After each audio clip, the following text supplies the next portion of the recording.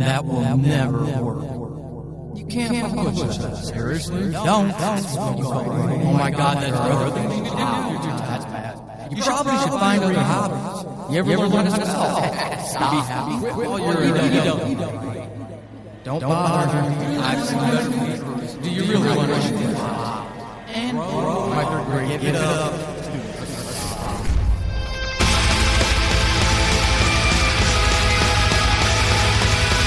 Welcome to Horrible Writing, the rawest, most candid, in-your-face writing show on the interwebs because none of us have time to suck. Let's do this. Welcome to episode 44 of Horrible Writing. I'm your host, Paul Sading, and I have another writer interview today, folks. This time, it's audio dramatist Anthony Rocco Oliverie from the 2298 podcast. Anthony, welcome to Horrible Writing, and thanks for coming on. Thank you for having me. This is an honor. This is going to be a lot of fun. This is going to be a topic I don't think people who don't do it get very easily.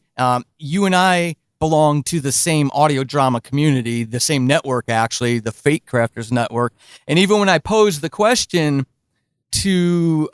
posed that I was going to be interviewing you about this, there was some quizzical responses to what we're talking about today. So it's going to be, I think we're going to really be able to help a lot of people who don't necessarily leverage the tactic that you and I both leverage to kind of understand why in the world we do it and what it's all about anyway. So listeners, yeah. Anthony's been kind enough to come on Horrible Writing because he does something that I do quite often.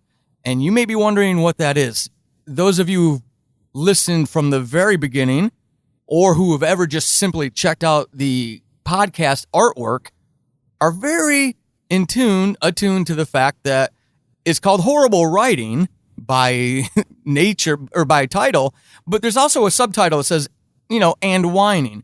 And it's just a self-deprecating jab at myself in my writing. And I think a lot of writers do that for ourselves.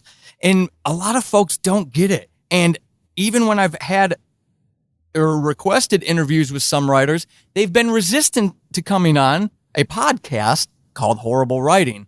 And I have been looking for the longest time for someone to talk about this with that wasn't me. I can talk about these things to the end of the day, but you don't need to hear my opinion on this matter. You need to hear somebody else, a fresh voice, who does the same type of thing, different way of doing it, but same type of thing. So, Anthony, that's what we're here to discuss today is self-deprecation. So for you, as a creative, and we are going to talk about your show here later on in the interview like we always do, but right. In the context of the show, you've got a dystopic future world. It's dark, it's dreary, it's really depressing, and I'm wondering how much of this plays into that. So we're going to have, we'll get into that chat in a little bit. But when it comes to self-deprecation, to ground everybody at the same starting point, what is it to you? What does it look like, if you will? So self-deprecation to me would just be sort of being unable to compliment yourself or ever feel like you've accomplished something that you actually set out to accomplish. You always feel like there's something that could have been better, something that you fell short on doing. I actually talked to Sarah from Girl in Space about this. She called it imposter syndrome. Mm-hmm. And I thought that was really acute too, because that is what it feels like, like when I am self-deprecating, it's because I don't feel like I deserve any sort of or praise or anything like that. And it's not because I don't feel like I've tried hard. In fact, that self-deprecation sometimes pushes me to try harder because I want to be so perfect and I want to try so hard because I want to prove that voice wrong. It's just I can never make it go away. And I think a lot of us have it. And like I said, it drives a lot of us to work harder and, maybe to create these environments that we can use to make ourselves feel better about it, but it never really goes away for me anyway. And that's an interesting comment about that. I know a lot of creatives struggle with that imposter voice. they don't necessarily, I don't want to speak for you. For me, it's kind of like a release of that pressure, of that, not accountability, because like what you just said, I have that drive and desire to prove that voice wrong.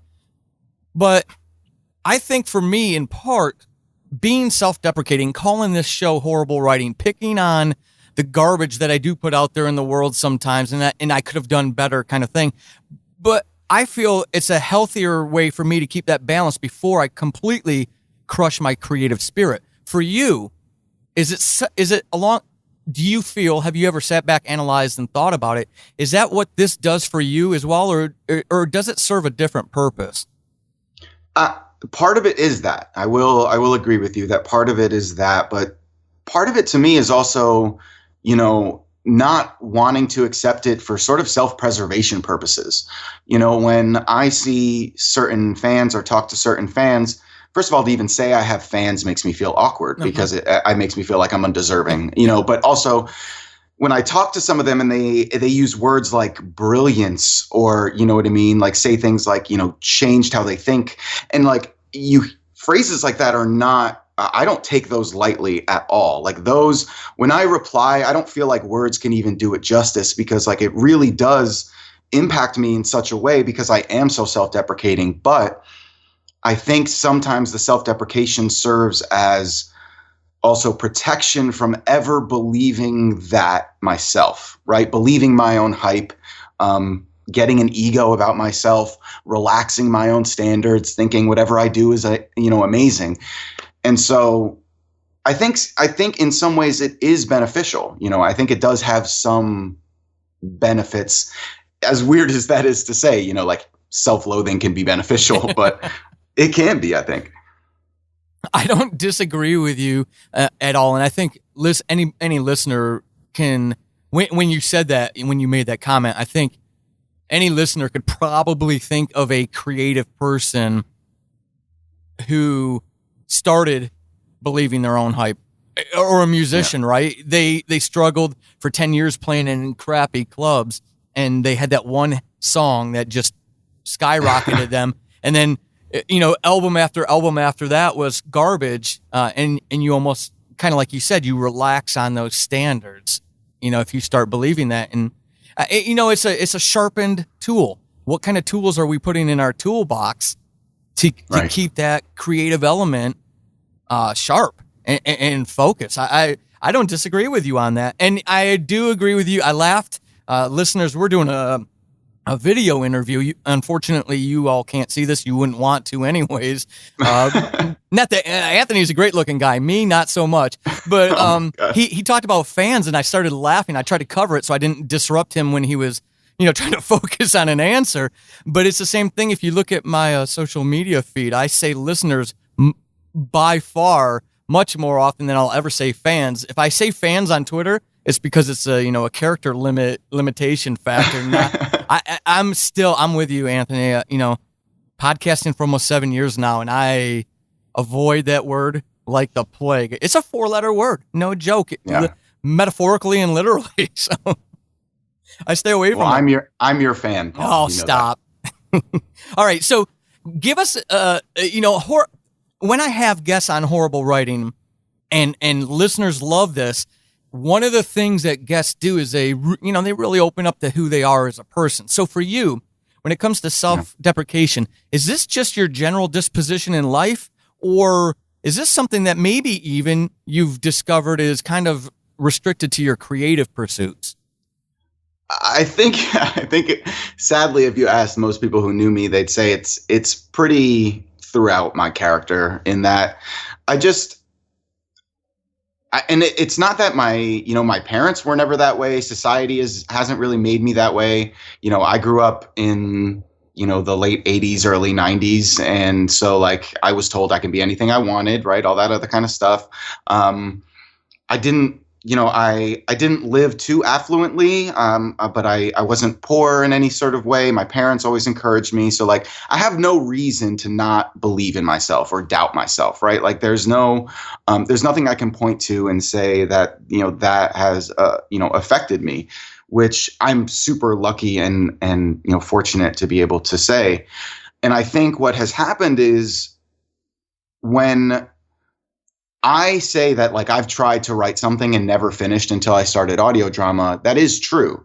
And so I think a lot of my own self-disappointments, right? Like I think the times where I wasn't able to follow through on things that I wanted to, or, did things in a way that I regret, I think it's created this, like we spoke about before, voice or person or attitude of, you know what? Remember the things you've done wrong, right? I actually even have tattooed on me, "All I know is I know nothing" by Socrates, right? Like in ancient Greek or whatever, because I wanted it to be in whatever I thought he might have spoke it in. And, I minored in philosophy and stuff like that.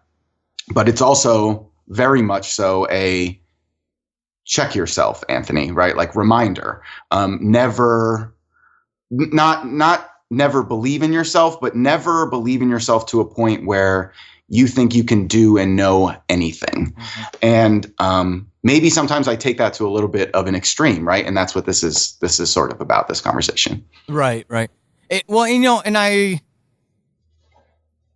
I don't want to gloss over any of this. I mean, I know I deliberately use it, and obviously one of the reasons why we're here together is because we've had this conversation on the side, that you are aware of that in yourself as well.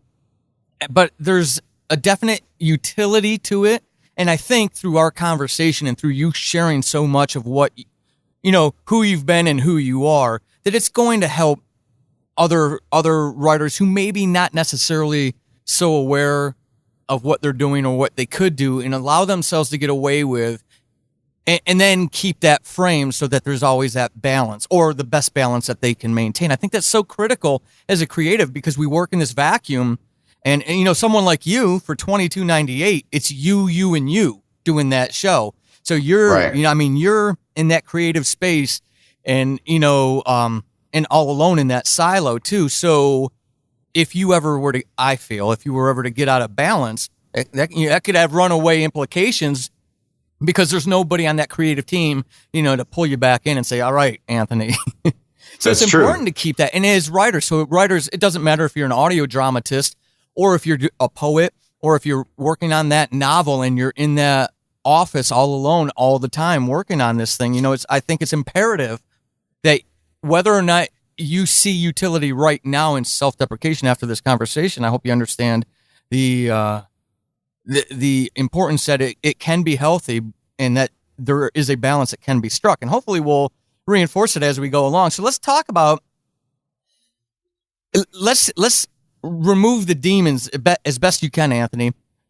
Okay. Give us an example or a time, and when you've looked at your self-deprecating behaviors and your brand, the creative stuff that you're putting out there in the world, whether it be on social media or in an episode or in a message in the episode, whatever it may be.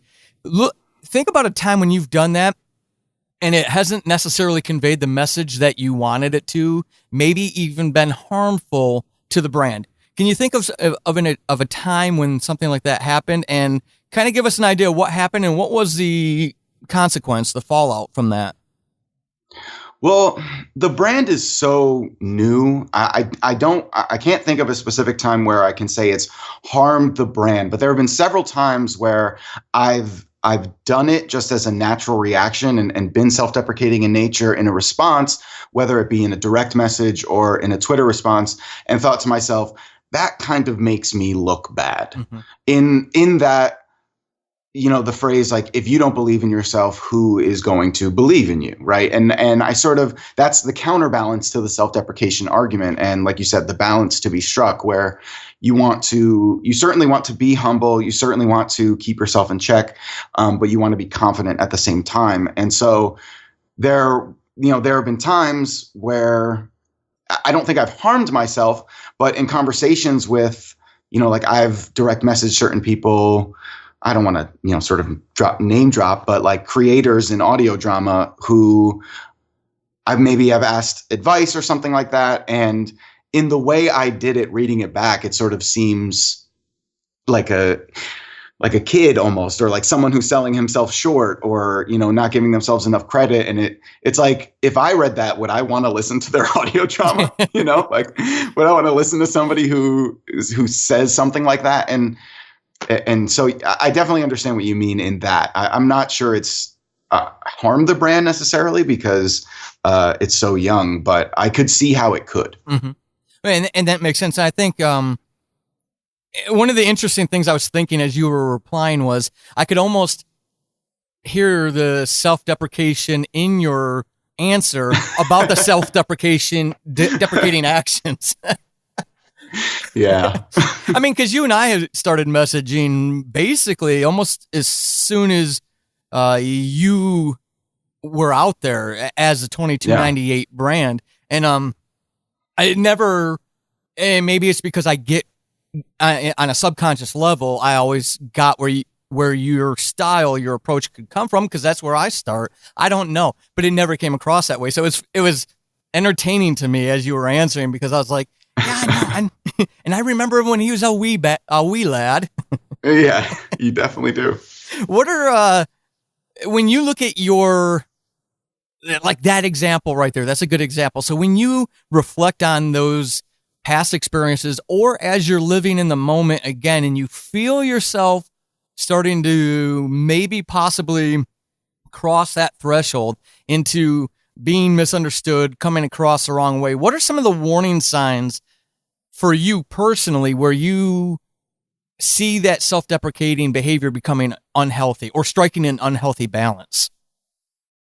I think it's when you make it excessive, when you make it continuous, and it becomes almost belaboring, because nobody wants to have to constantly reinforce and remind someone that they're good or that they like them, right? Like if you've ever been in a relationship with someone and all they do is talk about how terrible they are, eventually you might believe them,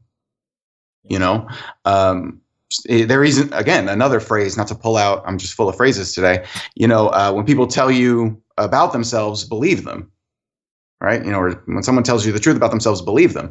And so I don't know. I think about these, again, this is almost a self-deprecating answer within a, question about self-deprecation. But again, that's just the way my brain works. And so I could see how at a certain point it might become, tiresome to have to always remind someone like, no, you're good. No, you're doing all right. And Sarah is, again, a great person who's always like, outside of, people who are fans of the show and stuff like that. But in Fatecrafter specifically, she's always like noticing when I'm in those kind of states and like sending me little messages like, you're doing great. And I, those things mean a lot to me. She is good about that. She really is. There's no joke. She's very tuned into the people in her world, which speaks volumes to her, which is why everybody loves her. So how do you self-correct then? When you see yourself or you feel yourself going, and I know I'm presupposing that you actually have that awareness, so if you don't, please correct me. But when you see yourself going in that direction, you feel yourself becoming cumbersome, burdensome to someone else. What do you do to self-correct in the moment? In the moment, what I try to do, honestly, is something like maybe lately what I've been doing is I've been looking at like download statistics and telling myself this many people cannot think you're terrible. Right. Do you know what I mean? And like, it seems weird, but that sometimes helps. What I'll do is there are a couple episodes that I really like. I think as creators, we largely marginalize our work into like a couple points here or there that we think are good, And so, for me, there's a couple episodes that I'll listen to and I'll be like, okay, I don't know how you pulled this off, but this is pretty good. So, in those moments, I feel I pull myself back a little bit. So here's what I want to pull out of that for all listeners, because Anthony and I have the advantage of having audio drama out there in the world. So our feedback, our validation, kind of like what he was talking about, is almost immediate. He can go out to his podcast host, and he can see how many folks have given his stories a chance. You may be sitting there with your draft of a novel that's 10 months away from ever seeing the light of day to the world, and you may not have that ability to get that self or that validation immediately. But I thought, Anthony, that it was such a good piece of advice. Doesn't matter if you don't have a podcast where you can look at the downloads and go, thousands of people actually think I'm okay. You've got that story, and that's what Anthony was sharing right there. Is he'll go back to his own creation in his own headspace and find something of value that he appreciates in what he created. And Anthony, I think that was such a critical thing to say, because it's going to help. It's going to be helpful to folks who aren't as lucky as we are to actually have our stories out there in the world. It's about finding what you can do with what you've got to keep that, check and balance, everything in balance, folks, everything in balance. Yeah. Well, and thank you. And tangentially, can I say, if you are someone out there who is like halfway done writing something and you are stuck on it, make it an audio drama and just start recording the pieces you have. And once you get up to a point where you haven't like finished, you'll be propelled to finish, because that's exactly what happened to me. Like I wasn't done, and I was like, I'm just going to start recording this anyway. And it propelled me to finish, because I feel like audio drama is able to put you in a space that helps you finish things because you can see them. Right. No, I absolutely agree with you. I totally agree with you on that point. I try to sell this to a lot of my writer friends at my local writers group, and I think it can be intimidating for folks on the outside looking at what we do. But I agree with you in that piece of advice. I really do. We've got to, and folks, by the way, let me just take a moment here, since we're about 20 some odd minutes into the interview. I want to drop a little teaser in your lap too. Anthony mentioned his work, 2298. I feel it's a dystopic sci-fi show. Anthony, you may describe it differently, and we'll get to that in a little bit. But for everybody listening, if you are already a patron of any one of my shows, obviously, if you're a patron of one, you get all of them. I don't know why I say that, but I do. Or if you're a patron of 2298, so you're one of Anthony's patrons, you're going to get a set of exclusive questions that I've got for Anthony. So you're going to definitely want to stay tuned. At the end of this episode, I'll be signing off for the public, and then Anthony and I are going to hang out and do a couple questions that way. So make sure you hang around for that exclusive content, because we're going to talk not only about 2298 in the public version, but we're going to go into it a little more in that exclusive version. I'm excited. My new thriller book is out on Amazon. It's called Chasing the Demon. It's an adaptation of the first season of Subject Found podcast. Join Jared Strong as he pursues a childhood demon across the Pacific Northwest, a failing marriage, a group of people who don't want him to be doing the work he's doing, and a creature that doesn't want to be found. With a new beginning, a new end, and a whole bunch of new story elements in the middle, this is a new story of Jared Strong. Head over to Amazon today, pick up your copy of Chasing the Demon. And while you're at it, for less than $1, you can also pick up my new short horror story called The Plant. Let's get back to the conversation.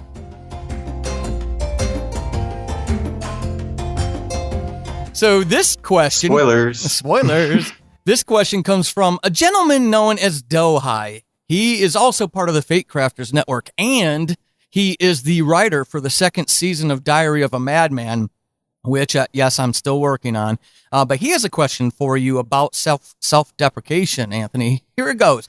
Okay. He says, how do you motivate yourself to continue in the face of undermining your own work?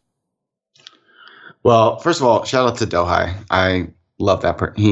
Anyway. Yes. So, but how it's sort of in the same way that I was saying before, where I try to find something of value within what I've done so far.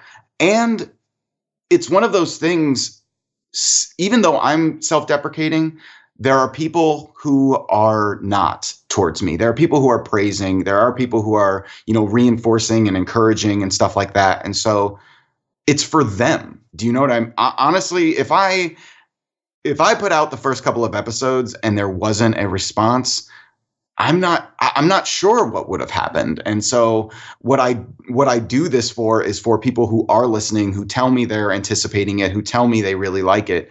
That's how I sort of maintain, going on in the face of what I think about myself, right? Like if it were up to me, yeah, I'm not sure I would have been able to maintain, to be completely honest. Mm-hmm. Well, I say, and that's where, that those tips, tools, and tactics come in again, folks, in helping yourself out. So because you obviously get this, you've done it, like you said, people who know you even in your personal life would probably nod their head and say, yeah, that's how Anthony is. So what is it with all that life experience behind you, that people misunderstand about the utility of being self-deprecating? In your own opinion, I mean, there is no wrong answer, right? So what is it that people just don't get, or they just misunderstand about how self-deprecation does have utility? It does serve a purpose. I think what people misunderstand is that when you're self-deprecating towards yourself, you're not doing it because you want to. You're not doing it because you think it's cool, or you're not being contrarian purposefully. You're doing it because it feels right to you, and you desperately, I feel like as a self-deprecating person, you desperately want the other person to understand how you feel.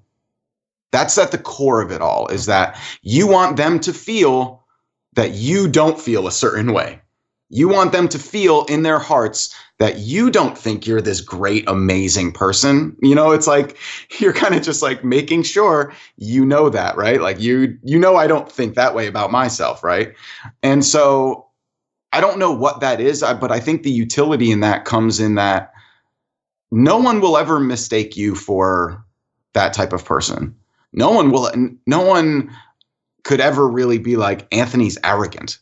Because if they ever knew me, they'd know, how can I be arrogant? There's no person I undercut more than myself. So like, it's something that, at least in that sense, I could never be labeled as, I'm not going to be cast in Gaston in Beauty and the Beast anytime soon. Let's just put it that way. I don't know. With that voice, I disagree. You might be an awesome Gaston. Wait till you hear my French accent before you do that. Well, and I think that's so. God, I just love that answer, because I'm guilty of it myself. I've said that, and I worry about the reaction I get from people too, that it's me seeking validation, and it's not whatsoever. So your answer was, I was nodding my head, because I was like, yeah, exactly. I put out a tweet yesterday, because to my patrons and to my newsletter subscribers, I asked for volunteers for advanced reader copies, or copy readers, for my book that's coming out in a couple months, Chasing the Demon. And the amount of attention, and all I did was tweet that, essentially I'm so lucky to have people in my life who support me, who I've never met, probably will never meet. And just a reminder to the general universe that, I know the internet can be ugly, but it also has an inherent beauty to it. And I keep getting these, and this is no fault to anyone, because I know there's a couple of you who are going to hear this episode. I keep getting these, like, when I read them, these responses that are like trying to convey how much I'm appreciated by other people. And that's not what I saw when I put that tweet out. So when you answered that question, it was so apropos to what I'm going through right now. Is I feel icky. I wasn't asking for validation. I just wanted you all to know that I love you all. And Yeah. there was a positivity. So it's so great, such a great answer, because it's simply, just a statement of, I feel like you just said, how we feel. It is not a casting a line out into the ocean. Please tell me how awesome I am. Right. Right. Yeah. That's I almost didn't I almost didn't start like making download posts, right? Like, oh, I've reached this, no, I almost never did that because of that same reason. I didn't want it to be seen as that, but then I was like, you know what? These aren't mine, right? This has nothing to do with me. This isn't mine. This is their celebration of their show that they love. Sure, I make it, but it's really as little to do with me as possible. It's a celebration of them. But I totally get what you mean. Yeah, I'm with you, and that's a great example, because to this day I still don't put milestone marker celebrations out there. Yeah. I'll put out when it's broken a record. I'll mention that, but I won't put out like a marker. Gates, like a marker, because I still have an issue with it, and I realize that's my personal bias and my personal person. But you're right. Once we put those stories out there, they no longer we no longer own 100% of those stories. Mm-hmm. We don't. We make them fall in love with our world. We make them fall in love with our characters. They take ownership in that stuff, and that's, what a beautiful exchange, right? I love it. I think that's the coolest thing about being a creator is not letting, but where other people are so invested in what you've created that they claim ownership, at least in part of it. So let's talk about that creative. Oh, I'm sorry. Go ahead. No, please. I was going to ask about the that creative and critical balance for you. How does this, you as a creator, when you're sitting there at the keyboard in front of that mic or in front of your production software, when you're starting to mix everything together to create that world, how does this self-deprecating attitude facilitate and enhance your creativity? I'm not sure it enhances the creativity so much as it enhances the work ethic. It just enhances, if I have to sit here and say this line or this word 1,000 times until it sounds the way I want it to sound, I will do that, right? Or I will sit here and use as much time as I have available to me and use every single second and minute of it to make sure that this is perfect. Because one thing that it does help is that it also teaches you what you're doing wrong, because you're very keenly focusing in on it. Mm-hmm. So one day I tweeted something like, why am I so stupid in breathing all the time, or something like that? Like, because I'm always having to edit out breaths and weird mouth clicks. And it's like, sometimes I'll say a word and wonder, wait, how did my tongue even make a click noise on that word? There's no click letter. And I'll have to re-record it. But it's that attention to detail that is both my gift and my curse, because I'm always looking out for something to pick on. Okay. So how does that play into criticism you receive? So this is not me asking you about your own criticisms of your work, but any constructive or otherwise, right? Any criticisms that you get externally. Funnily enough, with that, it's sort of my favorite thing to happen. I don't know if you know Will on, she has a podcast and she does podcast reviews. Oh, okay. And she's brilliant. She is and listens to so much audio drama and knows so much stuff. And it's just so amazing that I've asked her for advice before, just constructive criticism. Like I read what her reviews are and what her scores are on my episode. And if I see my score go down, I message and ask, hey, what can I do better? Like I'm that guy. And so, she's, and she has actual services that you can use too, that you can get. And I encourage, especially new, audio dramatists to get into stuff like this, especially if they're self-deprecating, because I think the best thing someone who's self-deprecating can do is get constructive criticism from someone, because when they hear that criticism can be constructive and praiseworthy at the same time, it's not so bad. And it, for some reason, it validates certain things that I think about myself and then makes me think about, okay, well, I was right about that one thing, but she said this other thing that I thought wasn't that great was actually pretty good. So since you validated one but didn't validate the other, maybe it is me, you know? And so I think sometimes constructive criticism is actually really, really important. And I'm not sure what audio dramatists are doing in their free time. I'm a very Twitter only person, so I was going to say on Twitter, but I don't know if people are getting messages and, sending out messages and stuff like that, and doing these consults that certain reviewers and bloggers have.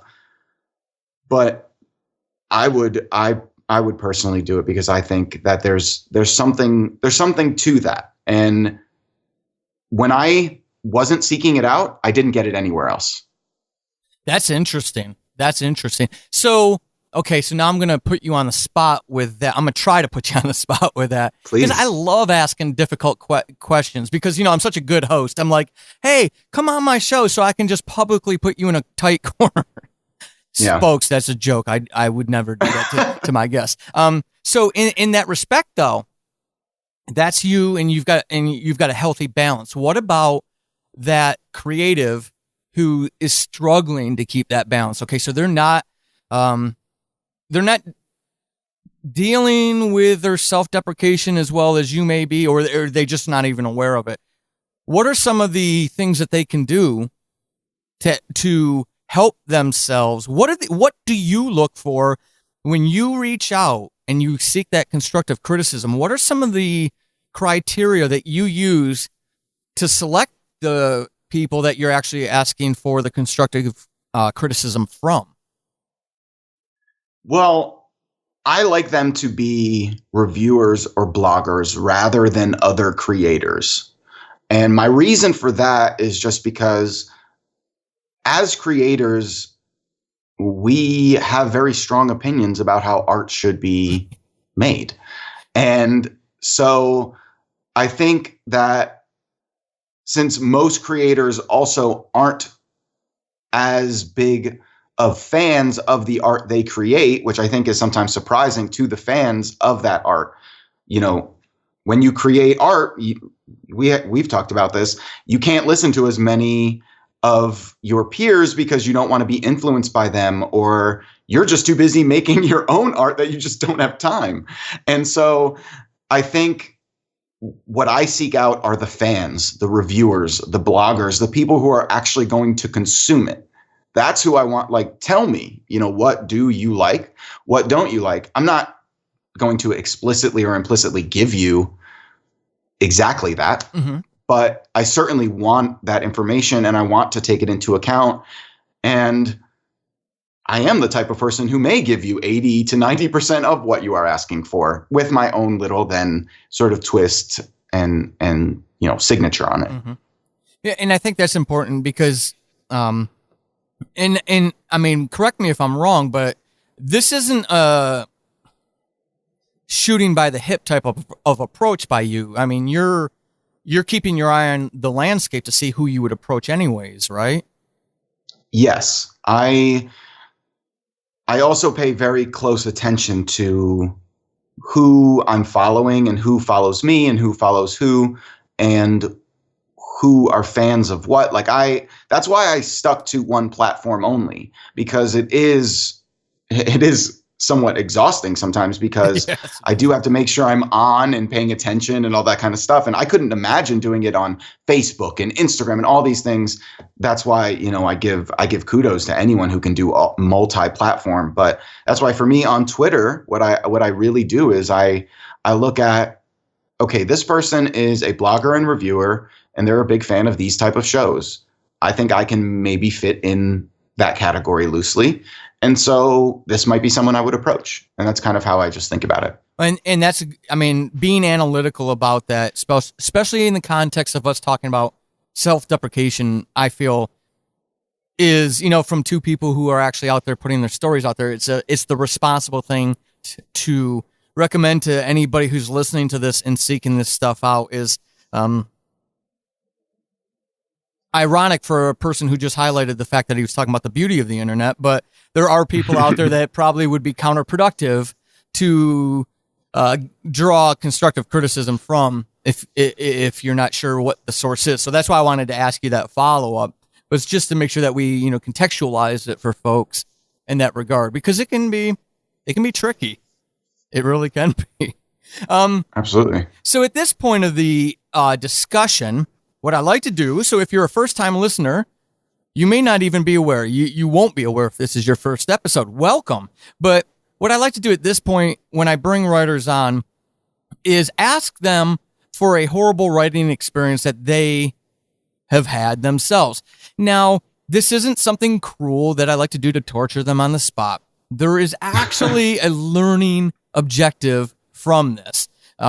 Trust me, I try desperately to not make this experience awkward for anybody. You, the listener, my guest, or even me, myself. So, Anthony, at this point in the show, it's about time that you shared your horrible writing experience with the audience. What horrible writing experience have you had? I've had several horrible writing experiences. The one that honestly comes to mind was, and I thought it was most apt for this conversation, was the experience that precluded making this audio drama in the first place, which is that for years, on and off, I had this idea and these pages written, and for some reason, I would always delete them and then rewrite them and delete them and then rewrite them. And I did that because of my self-deprecating nature. Every time I came back, I hated everything I wrote. And what I think happens is when you are really self-deprecating, you're a major editor of what you do. And sometimes you're editing with a chainsaw, and sometimes you're editing with an atomic bomb where you just delete the whole thing entirely.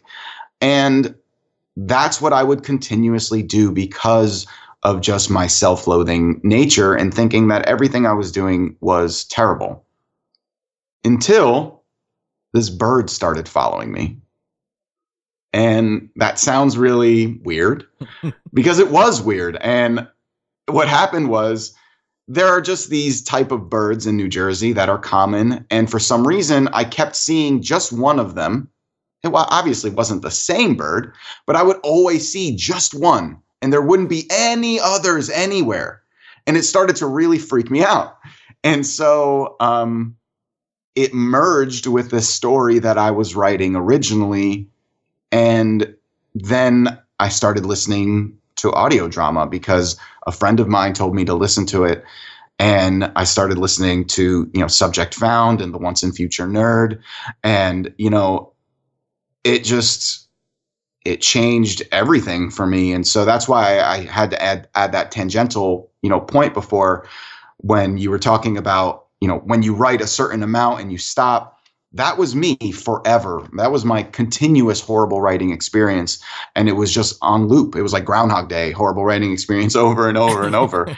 And so that's the biggest one for me. And it's turned out to be honestly the best thing, because if I had just finished it, it wouldn't have been an audio drama. And I don't know what it would have been like. I don't know where it would have gone or, what would have happened to it. So.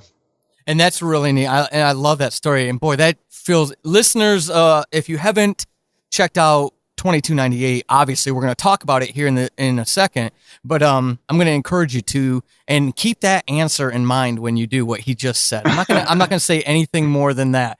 But hey, thank you for that, for opening that part of your story. Because any of us who have ever hung out with writers, we see so many talented people give up the fight when it comes to this stuff.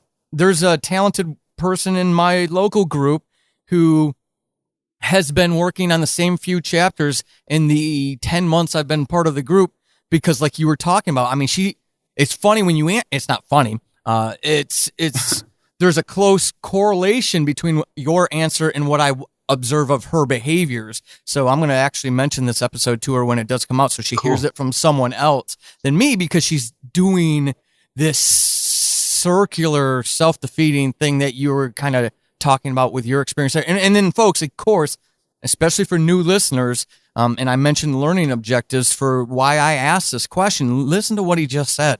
How many times he went back and forth, delete, rewrite. There was one instigating incident maybe that kind of kicked him into that next gear, but he didn't give up. He didn't stop chasing the dream. He stayed dedicated to the story. The story obviously burned for you. It didn't go away. Yeah. You kept revisiting it. And so the tagline of the show from episode 1 was, empowerment through candor, being real. I asked the guests to be real, share their real struggles, because this ain't easy. And in sharing those struggles, we also get to celebrate their successes. Anthony's story is out there. There are tens and tens and tens and tens of thousands of people who've already heard it, and it's still, in the big picture, still a brand new show. He's just at the beginning of growing his audience, and he's already got that much exposure out there because he didn't give up on it, and he didn't quench the fire, and he kept going. I love that story, Anthony. Thank you for sharing that. My pleasure. And to your friend, one more thing that I'll say is, for audio drama, for me, I couldn't find my writing voice until I heard what it would actually sound like in my actual voice. And so, if you read 2298, it is different than listening to it, because I've made just certain conscious changes, speaking it aloud into the microphone and thinking, I would say it this way, or I think it should be said this way. I wrote it this way, and that's the general idea, but I'm going to say it this way. That's a great point. A great tip, tool, and tactic right there, folks. So let's talk about 2298 then, and anything that publicly you want to share with the audience. What is this show about? So we're not in the spoiler section, right? Right, we're not in the spoiler section. Okay. Patrons for me and Anthony, hang out. Okay, I got to be safe. So this show is about a profile named Profile 24, who lives in a society that has been created around the only thing that is left on Earth, which is the internet. There's very little life, there's very little space or habitable area, and all they have is the transfer of information through the little area that they have, and each of these profiles live in isolation, and they have sort of roles that they get assigned into that contribute to society and to what is left.